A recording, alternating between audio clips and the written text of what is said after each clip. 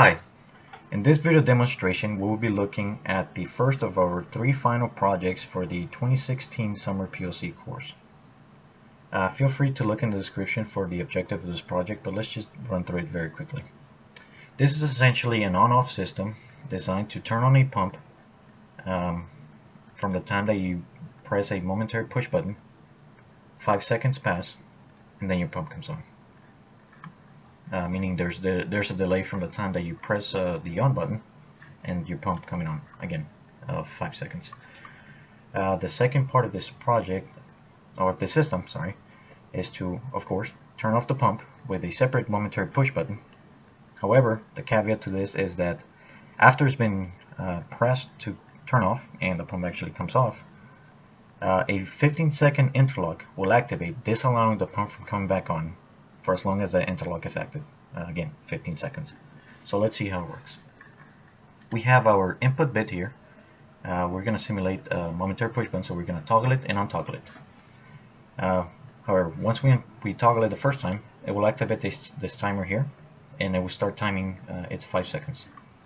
We then, because it is a momentary push button, this will come off, so we need to latch this like you would in a regular relay system. So we latch it with, of course, the same bit of the same timer that we activated.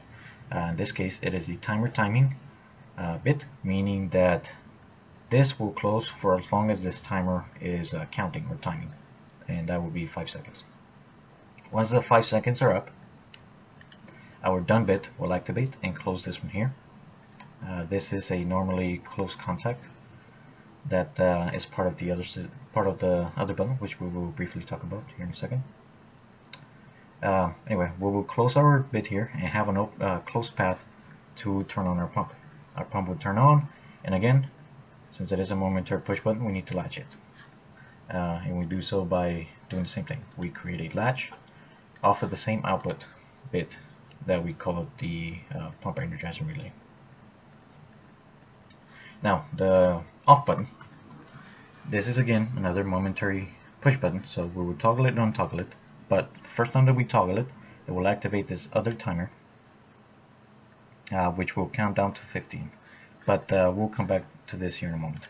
The important part to notice first is that once we press our, once we energize it the first time, it will open this bit here and create a discontinuity to the pump. So our pump will come off and our latch will be defeated. So that is how our pump comes off. The second part, as I was talking about here in a second, is once we turn on once we activate our off button, a timer again will start timing. Again, using that timer timing bit off of the same timer that will keep this open for the 15 seconds from the time that the off button is pressed. So you can see that this will remain open for 15 seconds, and no matter how many times you press this button, well, I guess it wouldn't matter anyway because there's a 5 second delay, but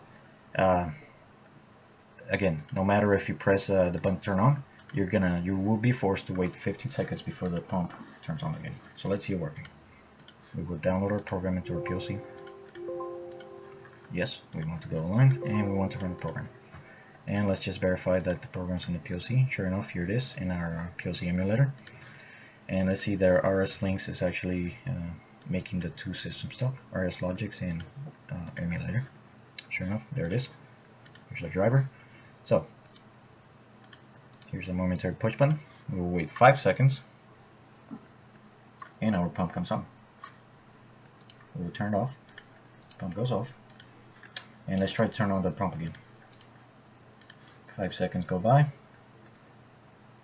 and it doesn't turn on because our timer is still going. So our interlock has successfully blocked our on button from turning on the pump again. Let's see it one more time. 5 seconds, pump comes on. Let's turn it off. Interlock is gone.